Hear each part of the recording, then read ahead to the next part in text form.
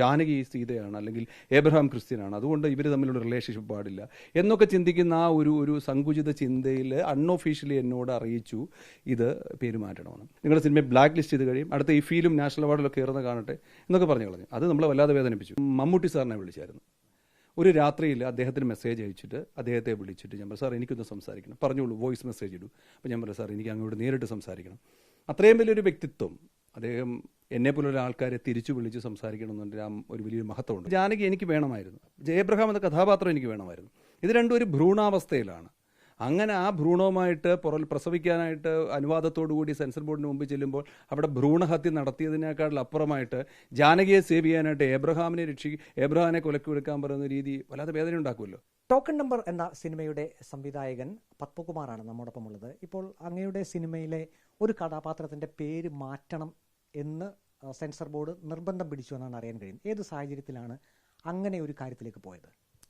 അപ്പോൾ ഏതൊരു സിനിമയും നമുക്ക് എടുത്തു കഴിഞ്ഞിട്ട് അതിന് പ്രദർശനാനുമതി വേണം, അതിന് സെൻസർ ബോർഡ് വേണമല്ലോ. അപ്പോൾ അങ്ങനെയാണ് ഞാനും എൻ്റെ സിനിമ അവിടെ സമർപ്പിച്ചത്. അപ്പം നമ്മുടെ സിനിമ അതുപോലെ തന്നെ ഞാൻ ചെയ്യുന്ന മറ്റൊരു സിനിമ പോലെ അൺടച്ച്ഡ് വേർഷൻസ് ഒക്കെ സൊസൈറ്റിയുടെ പറയാറില്ല, അതുപോലെ ഒരു വളരെ ശക്തമായൊരു പ്രമേയമാണ് കൈകാര്യം ചെയ്തിരിക്കുന്നത്. അപ്പം അതുമായി അവിടെ ചെന്ന സമയത്ത് അവിടുത്തെ തിരുവനന്തപുരം സെൻസർ ഓഫീസറും അതിൻ്റെ ടീമുകളും എല്ലാ സിനിമയെ കണ്ടിട്ട് അതിനെ പ്രദർശനാനുമതി തന്നു. അതായത് ക്ലിയർ യു എന്ന് പറയുന്ന സർട്ടിഫിക്കറ്റാണ്, അതായത് അൺറെസ്ട്രിക്റ്റഡ് പബ്ലിക് എക്സിബിഷൻ. അപ്പം അങ്ങനെ ഒരു ആർക്കും കാണാവുന്നൊരു സിനിമ. അപ്പോൾ നമ്മളൊക്കെ വളരെ സന്തോഷത്തിലായിരുന്നു. കാരണം അതിനകത്ത് കഥാപരമായിട്ട് ഒരു പക്ഷേ അവർക്ക് ഒരു UA ഒക്കെ തരാം, പക്ഷെ അവരെ കഥയുടെ സീരിയസ്നെസ് മനസ്സിലാക്കി വളരെ കൃത്യമായിട്ട് അദ്ദേഹം അതേ സിനിമയെ അവർ അനലൈസ് ചെയ്തിട്ടാണ് നമുക്ക് അങ്ങനെ സർട്ടിഫിക്കറ്റ് തന്നത്. പക്ഷേ ഇത് ഇവിടുന്ന് എല്ലാം നമ്മുടെ നല്ല സൈൻ ചെയ്ത് കൊടുക്കും, വേറെ പ്രശ്നമില്ല, കട്ടൊന്നുമില്ല, എല്ലാം ക്ലിയർ ആണെന്ന് കരുതി. ഇത് പിന്നെ പോകുന്നത് ബോംബെ ഓഫീസിലേക്കാണ്. ചെയർമാൻ്റെ ഒരു അപ്രൂവൽ ഇല്ലാതെ ഫീച്ചർ ഫിലിമുകൾ പറ്റില്ല, പരസ്യങ്ങളൊക്കെ ഇവിടുന്ന് തന്നെ ചെയ്യും. അപ്പോൾ ചെയർമാൻ അവിടെ ചെന്നതിന് പിറ്റേ ദിവസം സ്വാഭാവികമായിട്ടും നമുക്ക് ഒരു മെയിൽ വരും അപ്രൂവ്ഡ് സക്സസ്ഫുൾ എന്നൊക്കെ പറഞ്ഞിട്ട്. പക്ഷേ അങ്ങനെ മെയിൽ വന്നില്ല. ഇപ്പോൾ ഈ കഥാപാത്രത്തിൻ്റെ പേര് ജാനകി അബ്രഹാം എന്നാണ്, അങ്ങനെയാണ് സിനിമയിൽ അങ്ങ് ഉപയോഗിച്ചിരിക്കുന്നത്. ഈ ജാനകി എന്നുള്ള പേര് സംബന്ധിച്ചാണ് സെൻസർ ബോർഡിൽ നിന്നും ഒരു എതിർപ്പ് വന്നത്. അങ്ങനെ ഒരു കാര്യം വരുമ്പോൾ സ്വാഭാവികമായിട്ടും ആളുകൾക്കുണ്ടാകുന്നൊരു സംശയം, ഇത് കേന്ദ്ര സർക്കാരിൻ്റെ ഒരു നയമാണോ, അല്ലെങ്കിൽ അവരുടെ എന്തെങ്കിലും ഉന്നത സ്ഥാനത്തിരിക്കുന്നവരുടെ ഒരു നിർബന്ധ ബുദ്ധി ഉണ്ടോ ഇക്കാര്യത്തിൽ? അങ്ങനെ ഒരു സംശയമുണ്ടോ അങ്ങേക്ക്? അല്ല, അതിലേക്കാണ് പറഞ്ഞു വരുന്നത്. അപ്പോൾ ഈ ചെയർമാൻ അപ്രൂവ് ചെയ്യണം. ഈ ചെയർമാൻ എന്തെങ്കിലുമൊക്കെ മിസ്റ്റേക്ക് ഉണ്ടെങ്കിൽ ചെയർമാൻ അറിയിക്കേണ്ടത് ഒഫീഷ്യൽ ചാനലിലാണ്. അവർക്ക് ആ സിനിമ ഒന്നുകൂടെ കാണണമെങ്കിൽ ഒഫീഷ്യൽ ചാനലിൽ അവർക്ക് ആ സിനിമ ഇവിടെ നിന്ന് ഓൾറെഡി നമ്മൾ ഡിസ്ക് കൊടുത്തിട്ടുണ്ട്, അത് എടുക്കാം. അല്ലെങ്കിൽ ചെയർമാൻ ഇവിടെ വരാം, അല്ലെങ്കിൽ റിവൈസ് കമ്മിറ്റിക്ക് ഇടാം. ഇതൊന്നും ചെയ്യാതെ അദ്ദേഹത്തിൻ്റെ, അല്ലെങ്കിൽ അദ്ദേഹമാണോ എന്നറിയില്ല, അദ്ദേഹവുമായി ബന്ധപ്പെട്ട ആരുടെയെങ്കിലും ഒക്കെ ഈ സങ്കുചിത മനോഭാവം ഉണ്ടല്ലോ, ജാനകി സീതയാണ് അല്ലെങ്കിൽ ഏബ്രഹാം ക്രിസ്ത്യനാണ്, അതുകൊണ്ട് ഇവർ തമ്മിലുള്ള റിലേഷൻഷിപ്പ് പാടില്ല എന്നൊക്കെ ചിന്തിക്കുന്ന ആ ഒരു സങ്കുചിത ചിന്തയിൽ അൺഒഫീഷ്യലി എന്നോട് അറിയിച്ചു ഇത് പേര് മാറ്റണമെന്ന്. ഇതൊരിക്കലും ഗവൺമെൻറ് അറിഞ്ഞു കാണില്ല. ഗവൺമെൻറ്റിന് അങ്ങനെ അജണ്ട ഉണ്ടെങ്കിൽ സ്വാഭാവികമായിട്ട് അവർക്ക് റിവൈസ് കമ്മിറ്റിയിലിടാം സിനിമ, അവർ തീരുമാനിക്കട്ടെ. ഒരു ഗ്രൂപ്പ് ഓഫ് ആൾക്കാർ, റിവൈസ് കമ്മിറ്റിയുടെ ആൾക്കാരുണ്ട്, മെമ്പേഴ്സ് ഉണ്ട്, അവർ കാണട്ടെ. അതിനുപോലും അനുവദിക്കാതെ ഈ ബ്യൂറോക്രാറ്റ്സുകളുടെ ഒരു ചിന്തയാണത്. ഞാനിങ്ങനെ ചെയ്താൽ കേന്ദ്ര സർക്കാരിനോട് എൻ്റെ ഒരു വിധേയത്വം അല്ലെങ്കിൽ എൻ്റെ ഒരു കഴിവ്, ഞാൻ കണ്ടില്ലേ ജാനകി എന്ന പേരുള്ള സിനിമ വന്നപ്പോൾ ഞാൻ അതിനെ ഒഴിവാക്കാൻ ശ്രമിച്ചത് എൻ്റെ ഒരു കഴിവാണെന്ന് കാണിക്കാനുള്ള സംഭവമായിരിക്കും. നമ്മളായാലും അങ്ങനെയാണല്ലോ, മേളിലിരിക്കുന്ന ആളെ, യജമാനെ ഏത് രീതിയിലും തൃപ്തിപ്പെടാത്താൻ വേണ്ടി നമ്മൾ എന്തെല്ലാം കാര്യം കാണിക്കും. അതായിരിക്കും സംഭവിച്ചത്. അത് ഗവൺമെന്റിനെ പോയിന്റ് ചെയ്യാൻ പറ്റില്ല. ഇപ്പോൾ ജാനകി അബ്രഹാം എന്നുള്ള ആ പേര് സംബന്ധിച്ച് അങ്ങയോട് സ്വാഭാവികമായിട്ട് വാട്സപ്പ് കോളുകളായിരിക്കുമല്ലോ വന്നിരിക്കുക. ഇതിൻ്റെ ഉന്നത സ്ഥാനത്തിരിക്കുന്നവർ അങ്ങനെയായിരിക്കും സംസാരിച്ച്. അവരുടെ ഒരു സംസാര രീതി എങ്ങനെയായിരുന്നു? അത് ഭീഷണിപ്പെടുത്തുന്ന രീതിയിലായിരുന്നോ, അതോ ഏതർത്ഥത്തിലാണ് അവർ അങ്ങനെ സംസാരിക്കുന്നത്? എനിക്ക് വ്യക്തികളുടെ പേരൊന്നും പറയാൻ പറ്റില്ല. കാരണം കേരളത്തിലെ ഇതുമായി ബന്ധപ്പെട്ട വലിയ ആൾക്കാരുണ്ടായിരുന്നു. സുരേഷ് ഗോപി സാറിനോടൊപ്പം തന്നെ നിൽക്കുന്ന പലരും ഉണ്ടായിരുന്നിരിക്കാം. അവരുമായിട്ട് ഞാൻ ആദ്യം കമ്മ്യൂണിക്കേറ്റ് ചെയ്തത്. കാരണം ഈ ഒരു വിഷയം ഇപ്പം BJP സർക്കാരായാലും ഏത് സർക്കാരായാലും ഒരു മതസൗഹാർദ്ദത്തെ ആഗ്രഹിച്ചാൽ, ചേർത്ത് വെച്ചാൽ അവർക്ക് നിലനിൽപ്പുള്ളൂ. ഇപ്പോൾ കേരളത്തിൽ BJP ഭരിക്കണമെന്നുണ്ടെങ്കിൽ തീർച്ചയായും ക്രിസ്ത്യൻ മറ്റെല്ലാ വോട്ടുകളും വേണം. അപ്പോൾ അതിനുള്ള ശ്രമം നടക്കുന്നുമുണ്ട്. കാരണം അത് ട്രാൻസ്പെറൻ്റ് ആണ്, അത് കൃത്യമായിട്ടൊരു ഇതിലാണ് നടന്നു പോകുന്നത്. പക്ഷേ ഇങ്ങനൊരു ചിന്ത സർക്കാരിനുണ്ടായിരുന്നെങ്കിൽ ഒരിക്കലും ആ സർക്കാർ അങ്ങനെ ഒരു ഇടപെടൽ നടത്തില്ലായിരുന്നു. അപ്പോൾ ഇതിനകത്തും ഞാൻ പലരെയും വിളിച്ചു പറഞ്ഞപ്പോഴും അവർക്ക് ഡഫ് ഫിയർ ആയിരുന്നു. പിന്നെ എന്തിനു വിളിച്ചു എന്ന് ചോദിച്ച പോലും ഉണ്ട്. അങ്ങനെ പലരെയും വിളിച്ച് അവസാനം എനിക്ക് പല നമ്പേഴ്സൊക്കെ തന്നു. ഇതാ കോൺടാക്ട്, ഇവർ ശരിയാക്കി തരും എന്നൊക്കെ പറഞ്ഞിട്ട്. ഡൽഹിയിൽ നിന്നൊക്കെ ചില സംസാരമുണ്ട്. ഇവരൊന്നും ഒഫീഷ്യൽ ആൾക്കാരല്ല. അതിൽ 2-3 പേര്, അതിൽ ഒരാൾ പറഞ്ഞത് വളരെ ക്രൂരമായിട്ടാണ് പറഞ്ഞത്. നിങ്ങളെന്നാൽ കോടതി പോകൂ, നിങ്ങൾക്ക് സർട്ടിഫിക്കറ്റ് കിട്ടില്ല, നിങ്ങളുടെ സിനിമയെ ബ്ലാക്ക് ലിസ്റ്റ് ചെയ്ത് കഴിയും, അടുത്ത ഈ ഫീലും നാഷണൽ അവാർഡിലൊക്കെ കയറുന്ന കാണട്ടെ എന്നൊക്കെ പറഞ്ഞു കളഞ്ഞു. അത് നമ്മളെ വല്ലാതെ വേദനിപ്പിച്ചു. അതുമാത്രമല്ല, ഈ വിഷയം എനിക്ക് സമൂഹത്തിൽ പറഞ്ഞാൽ ഒരു ചീപ്പ് പബ്ലിസിറ്റി, സ്വാഭാവികമായിട്ട് പറയും ഞാനിത് പറയുന്നത് ചീപ്പ് പബ്ലിസിറ്റിയാണ്, അപ്പോൾ ഞാൻ കരുതി അവിടെ ഇരിക്കണം, എന്തെങ്കിലും പുറത്ത് പറയേണ്ട, ആ ഒരു ചിന്തയിലാണ് ഇത് പറയാതിരുന്നത്. ഈ കേരളത്തിലെ മിക്ക ആൾക്കാരും അതായത് സാംസ്കാരിക മീൻസ് സിനിമാക്കാരെന്ന് പറയുന്നത് സിനിമാ സംഘടനക്കാരല്ല എന്നെ സഹായിക്കാതിരുന്നത്. മറ്റ് വ്യക്തിത്വങ്ങളാണ് എനിക്കിത് സഹായിക്കാതിരുന്നത്. പിന്നെ എനിക്കൊരു ഹെൽപ്പായിട്ട് വന്നത് ചില സിനിമാ നടന്മാരെയൊക്കെ വിളിച്ച് നമ്മുടെ മനസ്സൊന്ന് സിനിമാ ലോകത്ത് പങ്കുവയ്ക്കുക. അത് പലരും എടുത്തില്ല, കാരണം ഒന്നാമത് ആർക്കും ഇത് കേൾക്കാൻ താല്പര്യമില്ല. ഒരു MP പത്മകുമാർ എന്ന ഒരാൾ ചെയ്ത പുതിയ ആൾക്കാരെ വെച്ച് ചെയ്ത ഒരു സിനിമയ്ക്ക് അവരുടെ സഹായമൊന്നും ആവശ്യമില്ലല്ലോ. പക്ഷേ ഇത് ഞാൻ ഒരിക്കൽ മമ്മൂട്ടി സാറിനെ വിളിച്ചായിരുന്നു. ഒരു രാത്രിയിൽ അദ്ദേഹത്തിന് മെസ്സേജ് അയച്ചിട്ട് അദ്ദേഹത്തെ വിളിച്ചിട്ട് ഞാൻ പറഞ്ഞു, സാർ എനിക്കൊന്ന് സംസാരിക്കണം. പറഞ്ഞോളൂ, വോയിസ് മെസ്സേജ് ഇടൂ. അപ്പോൾ ഞാൻ പറഞ്ഞു, സാർ എനിക്ക് അങ്ങോട്ട് നേരിട്ട് സംസാരിക്കണം. അത്രയും വലിയൊരു വ്യക്തിത്വം അദ്ദേഹം എന്നെപ്പോലുള്ള ആൾക്കാരെ തിരിച്ചു വിളിച്ച് സംസാരിക്കണമെന്നുണ്ട് ഒരു വലിയൊരു മഹത്വമുണ്ട്. കാരണം ഞാൻ നാഷണൽ അവാർഡ് ജൂറി ചെന്ന സമയത്ത് അന്ന് വലിയ വിവാദമായിരുന്നു വാർത്ത. അവിടെ ചെന്ന സമയത്ത് ഇപ്പോൾ നമ്മൾക്കൊരു ലിസ്റ്റ് തരും ഏതൊക്കെ സിനിമകളുണ്ടെന്നുള്ളത്. ആ ലിസ്റ്റിനകത്ത് എനിക്ക് വളരെ ഫേവറേറ്റ് സിനിമയായിരുന്നു ലിജോ പല്ലിശ്ശേരിയുടെ നൻപകൽ നേരത്ത് മയക്കം. അപ്പം ഞാൻ ആദ്യം നോക്കിയ ലിസ്റ്റിൽ ഈ സിനിമയുണ്ടോ എന്നാണ്. ഉണ്ടെങ്കിൽ ഞാൻ സ്വാഭാവികമായിട്ട് എൻ്റെ മനസ്സിൽ നമ്മുടെ പേഴ്സണൽ ഇൻട്രസ്റ്റ് ആണെങ്കിൽ പോലും നമ്മൾ സ്വാഭാവികമായിട്ട് ആ സിനിമയെ റെക്കമെൻഡ് ചെയ്യാൻ ശ്രമിക്കുകയാണ്. പക്ഷേ ആ ലിസ്റ്റിൽ മമ്മൂട്ടി സാറിന് ഒരു സിനിമകളും കണ്ടില്ല.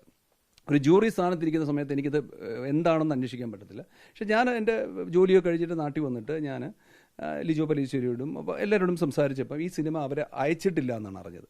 അപ്പോൾ സ്വാഭാവികമായിട്ടും എനിക്ക് തോന്നി ഇത് അയക്കാതിരുന്ന് എന്തിനാണ് ഇങ്ങനെയൊക്കെ ചിന്തിക്കുന്നത്. മമ്മൂട്ടി സാറിനെ ഒരു പടം നൻപകൽ നേരത്തെ ഇത്ര ഔട്ട്സ്റ്റാൻഡിങ് ക്ലാസിക് മൂവിയാണെന്നൊക്കെ പറഞ്ഞു. പക്ഷേ ഇന്നെനിക്ക് തോന്നി ഒരുപക്ഷെ അവർക്കും അങ്ങനെ ചിന്ത ഉണ്ടായിരുന്നിരിക്കാം. ഇതിനിടയ്ക്ക് കിടക്കുന്ന ആരെങ്കിലും കയ്യിൽ ഈ സിനിമ കിട്ടിയാൽ അതിന് തഴയപ്പെടുന്നു. ഒരു പക്ഷേ അവർക്ക് തോന്നുന്നുണ്ടായിരുന്നുകൊണ്ടായിരിക്കും അവരെ അയക്കാതിരുന്നത്. അപ്പോൾ സ്വാഭാവികമായിട്ട് എനിക്കൊരു വിഷമം വന്ന സമയത്ത് ഞാൻ അദ്ദേഹത്തെ വിളിച്ചു. അദ്ദേഹം ഫോണിൽ സംസാരിച്ച് എന്നോട് പറഞ്ഞു, അത് എനിക്കൊന്നും ചെയ്യാൻ പറ്റില്ല, കാരണം ഞാൻ ഇതിൻ്റെയൊക്കെ പുറത്തുള്ള ഒരാളാണ്. പിന്നെ എല്ലാ പ്രശ്നങ്ങളും നമ്മുടെ ജീവിതത്തിൽ വരുന്ന സമയത്ത് തന്നെ നേരിടാൻ പഠിക്കുക എന്ന് ആശ്വസിപ്പിച്ച് കട്ട് ചെയ്തപ്പോൾ തന്നെ നമുക്ക് മനസ്സിലായി ആർക്കെയോ നമ്മുടെ ഒപ്പമുണ്ട്. പിന്നെ ഇന്ന് രാവിലെ B ഉണ്ണികൃഷ്ണൻ സാറാണ് വിളിച്ചത്. അദ്ദേഹം പറഞ്ഞു, നമ്മൾ മിണ്ടാതിരുന്നിട്ട് കാര്യമില്ല, ഇപ്പം നിങ്ങൾ പ്രതികരിക്കുമെന്ന് പറഞ്ഞിട്ട് അദ്ദേഹം സഹായിച്ചു. അല്ലാതെ എനിക്കൊന്നും ഈ സൊസൈറ്റിയിൽ ആരും ഈ ഒരു പടത്തിനെ സഹായിക്കാൻ എത്തിയിട്ടില്ല. ഏറ്റവും ഒടുവിൽ ഈ ജാനകി എന്നുള്ള പേര് അങ്ങ് മാറ്റി. അത് പൂർണ്ണ മനസ്സോടുകൂടി തന്നെയാണോ മാറ്റിയത്? ആ കഥാപാത്രത്തിന്റെ ഒരു സാരാംശം നഷ്ടപ്പെടുമെന്നൊരു ആശങ്കയുണ്ടായിരുന്നു പേര് മാറ്റിയാൽ? ഒന്നാലോചിച്ച് നോക്കി, ഒരു സിനിമയ്ക്കൊരു കഥ ഇടുന്ന സമയത്ത് ഒരു കഥാപാത്രത്തിന് പേരിടുന്നൊരു സമയത്ത് നമ്മൾ ഒരുപാട് കാര്യങ്ങൾ ചേർത്ത് വെക്കാറുണ്ട്. ഒന്നാമത് ഇതിനകത്ത് ജാനകി എന്നൊരു 65 വയസ്സുള്ള സ്ത്രീയുടെ കഥ എന്ന് പറയുന്നത് ഇന്ന് സമൂഹത്തിലെ ഒരുപാട് പേരുടെ കഥയാണ്. ആ പേര് എൻ്റെ മുത്തശ്ശിയുടെ കഥയാണ്. അപ്പോൾ ആ കഥാപാത്രത്തിന് ആ പേര് വേണമെന്ന് എനിക്ക് നിർബന്ധമാണ്. ജാനകി അങ്ങനെ ആളാണ്, ഒരു ഫയറുള്ള സ്ത്രീയാണ്. ഇപ്പം JSK ഒരു ഷയൽ അങ്ങനെ ആയിരിക്കും ഇട്ടത്. പക്ഷേ ജാനകി എനിക്ക് വേണമായിരുന്നു. ജയബ്രഹാം എന്ന കഥാപാത്രം എനിക്ക് വേണമായിരുന്നു. ഇത് രണ്ടും ഒരു ഭ്രൂണാവസ്ഥയിലാണ്. അങ്ങനെ ആ ഭ്രൂണവുമായിട്ട് പ്രസവിക്കാനായിട്ട് അനുവാദത്തോടുകൂടി സെൻസർ ബോർഡിന് മുമ്പ് ചെല്ലുമ്പോൾ അവിടെ ഭ്രൂണഹത്യ നടത്തിയതിനേക്കാൾ അപ്പുറമായിട്ട് ജാനകിയെ സേവ് ചെയ്യാനായിട്ട് ഏബ്രഹാമിനെ കൊലക്ക് കൊടുക്കാൻ പറയുന്ന രീതി വല്ലാതെ വേദന ഉണ്ടാക്കുമല്ലോ. ഓരോ എഴുത്തുകാരനും അവൻ്റെ ഓരോ കഥാപാത്രങ്ങളും ഒരു പാസിംഗ് ഷോട്ടിലെ കഥാപാത്രം പോലും അവൻ്റെ ജീവൻ്റെ ഭാഗമാണ്. അവിടെ എന്നെ വല്ലാതെ മനസ്സ് പിടച്ചു കളഞ്ഞു. കുറേ ദിവസം ഞാനിവിടെ അസ്വസ്ഥമായിട്ട് ഈ മുറിയിൽ ഞാൻ ഇരിക്കുകയായിരുന്നു. കാരണം ഒരാളുടെ അവസാനം പേര് മാറ്റാനുള്ളൊരു കാരണം എന്താണെന്ന് ചോദിച്ചാൽ, ഞാൻ സംസാരിച്ച ഒരാൾ എന്നാൽ പോയി ചെയ്യൂ, നിങ്ങൾ എന്തുകൊണ്ടാണ് അങ്ങനെ ചെയ്യാമെന്ന് ചോദിച്ച സമയത്ത് ഞാൻ പറഞ്ഞു, എൻ്റെ കയ്യിൽ പൈസയില്ല. കഴിഞ്ഞ 5 വർഷം ഞാൻ ഫേസ്ബുക്കിൽ സംസാരിച്ചതും പരിപാടിക്ക് പോയതും സീരിയലിൽ അഭിനയിച്ച പൈസയുടെ മുടക്കിയാണ് ഈ സിനിമയുടെ ഒരു പകുതി പ്രൊഡ്യൂസറായത്. ഇനി എനിക്ക് യാത്ര ചെയ്യേണ്ട പൈസയില്ല. അവസാന പൈസയാണ് നിങ്ങൾക്ക് വേണ്ടി സെൻസറിങ് കമ്മിറ്റിക്ക് ചെയ്തു വെച്ചത്. ഇനി ഒരുപാട് പൈസ സ്വരുക്കൂട്ടിയാലേ സിനിമ എനിക്ക് ചെയ്യാൻ പറ്റും. അങ്ങനെയാണ് ഇനിയും ഞാൻ കാല് പിടിക്കില്ല എന്ന് കരുതിയാണ് ഞാൻ ഇനിയും ഇല്ല, ഈ പേര് മാറ്റാം എന്ത് വന്നാലും. അതിൻ്റെ സിനിമയുടെ ആത്മാവിനെ കത്തികുത്തി ഇറക്കിയാലും എന്താ പറയുക, അതിൻ്റെ എവിടെയെങ്കിലും അതിൻ്റെ ഒരു ചൈതന്യം ജനങ്ങൾ തിരിച്ചറിയാതിരിക്കില്ല എന്നൊരു വിശ്വാസത്തിലാണ് പേര് മാറ്റാൻ ഞാൻ തീരുമാനിച്ചത്. ജാനകി എന്നുള്ള പേര് ജയന്തി എന്നാക്കി മാറ്റി.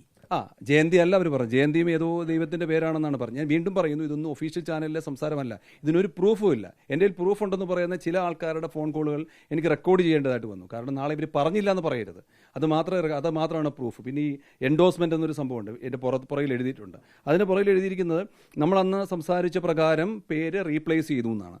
എന്ത് സംസാരിച്ച പ്രകാരം അതവർ പറയുന്നില്ല. ചിലർ അതായത് ഇത്തരത്തിലുള്ള കാര്യങ്ങൾ ഇപ്പോൾ സെൻസർ ബോർഡ് പോലെ അതീവ ഗൗരവമുള്ള ഉന്നത സ്ഥാനത്തിരിക്കുന്ന ആളുകളൊക്കെ കമ്മ്യൂണിക്കേറ്റ് ചെയ്യേണ്ടത് വാട്സപ്പ് കോളിലൂടെയാണോ? അങ്ങേക്ക് അങ്ങനെ ഒരു അഭിപ്രായം ഉണ്ടോ? അതായത് പ്രോപ്പർ ചാനൽ അങ്ങനെ തന്നെ വേണ്ടേ കമ്മ്യൂണിക്കേഷൻ? ഒന്നില്ലെങ്കിൽ ഇമെയിൽ അല്ലെങ്കിൽ അങ്ങനെയുള്ള രേഖകളിൽ കൂടി വേണ്ട ഇത്തരം കാര്യങ്ങൾ ചെയ്യാൻ? തീർച്ചയായും. അതാണ് എന്നെ അത്ഭുതപ്പെടുത്തിയതാണ്. എന്തുകൊണ്ടാണ് അവർ ഒഫീഷ്യൽ ചാനലിൽ ചോദിക്കാത്തത്? അതാണ് പറഞ്ഞത്, ഗവൺമെന്റിനെ പോയിന്റ് ചെയ്യേണ്ട. ഇത് ഇവരുടെ ചിന്തയാണ്. ഗവൺമെന്റ് അങ്ങനെ അജണ്ട ഉണ്ടെങ്കിൽ തീർച്ചയായും ഒഫീഷ്യൽ ചാനലിൽ വരണം. ഇതങ്ങനെ ഒന്നും ചെയ്യുന്നില്ല. വാട്സപ്പ് കോളിലാണ് വിളിക്കുന്നത്. അവരുടെയൊക്കെ വിചാരം വാട്സപ്പ് കോളുകൾ റെക്കോർഡ് ചെയ്യാൻ പറ്റത്തില്ല എന്നാണ്. വാട്സപ്പ് കോളുകൾ റെക്കോർഡ് ചെയ്യാം. എൻ്റെ അടുത്തൊരു ഫോൺ ഉണ്ടെങ്കിൽ റെക്കോർഡ് ചെയ്യാം. അത് ഞാൻ വ്യക്തമായിട്ട് റെക്കോർഡ് ചെയ്തിട്ടുമുണ്ട്. ഈ എന്നെ വിളിച്ച എൻ്റെ CEO ആണ് സംസാരിച്ചത്. അദ്ദേഹം വളരെ മാന്യമായിട്ട് സംസാരം ആ മാന്യതയിൽ നിന്ന് സംസാരത്തിൽ അദ്ദേഹത്തിൻ്റെ മനോഭാവത്തിലേക്കുള്ളൊരു യാത്ര നമുക്ക് മനസ്സിലാവും. പിന്നെ സംസാരിച്ചിട്ട് കാര്യമില്ല. ഞാൻ പറഞ്ഞു, അങ്ങ് ഈ സിനിമ കാണുമെന്ന് പറഞ്ഞു. അപ്പോൾ അദ്ദേഹത്തിന് സിനിമ കാണണമെങ്കിൽ ഒഫീഷ്യൽ ചാനൽ പറ്റില്ല, എനിക്ക് യൂട്യൂബ് ലിങ്ക് അയച്ചു തരാം. ഞാൻ പറഞ്ഞു, അങ്ങ് പറയുന്നത് എന്താണത്? എങ്ങനെയാണ് ഞാൻ യൂട്യൂബ് ലിങ്ക്? ഞാൻ പറഞ്ഞു ശരി, അങ്ങേക്ക് അയച്ചു അതിന് വേണ്ട ഏർപ്പാട് ചെയ്യുക. അപ്പോൾ ഞാൻ അദ്ദേഹത്തിന് മെസ്സേജ് അയച്ചു, നിങ്ങൾ ഒഫീഷ്യലി അറിയിച്ചിട്ട് ഡിസ്ക് എടുക്കുക, അല്ലെങ്കിൽ എനിക്ക് ബോംബെയിൽ അങ്ങേ കൊണ്ട് കാണിക്കാൻ വേണ്ടിയുള്ള ചിലവ് തരിക. ഇത് പറഞ്ഞത് ഇവിടുത്തെ അണ്ണന്മാർ അറിഞ്ഞിട്ട് എന്നെ ചീത്ത വിളിച്ചു. നിങ്ങൾ എന്തിനാണ് അത് പറയാൻ പോയെന്ന്? ഒരു ഓഫീസറോട് അങ്ങനെ പറയാൻ പാടുണ്ടോ എന്ന് എന്നോട് ചോദിച്ചു. ഞാൻ എന്ത് ചെയ്യണം? ഈ പൈസയ്ക്ക്, ഒരു സിനിമ ഇറക്കിയ പൈസയ്ക്ക് ബുദ്ധിമുട്ടിനപ്പുറത്തേക്ക് എനിക്ക് എൻ്റെ കയ്യിൽ പൈസ ഇട്ടിട്ട് അവരെ കൊണ്ട് കാണിക്കാൻ പറ്റും അങ്ങോട്ട്? തൻ്റെ സിനിമയിലെ ആ കഥാപാത്രത്തിൻ്റെ പേര് സെൻസർ ബോർഡ് പറഞ്ഞത് പ്രകാരം മറ്റൊരു പേരിലേക്ക് അദ്ദേഹം മനസ്സില്ലാ മനസ്സോടെ മാറ്റിയിരിക്കുന്നു. അതിൽ വളരെയധികം വിഷമമുണ്ടെന്നും ഇക്കാര്യത്തിൽ തുടർ പ്രതികരണങ്ങൾ ഉണ്ടാകും എന്ന് തന്നെയാണ് പത്മകുമാർ ഇപ്പോൾ വ്യക്തമാക്കിയിരിക്കുന്നത്. വീഡിയോ ജേർണലിസ്റ്റ് അജി കുടുംബനൊപ്പം reporter Praveen Purushothaman, in reporter, Pathanamthitta.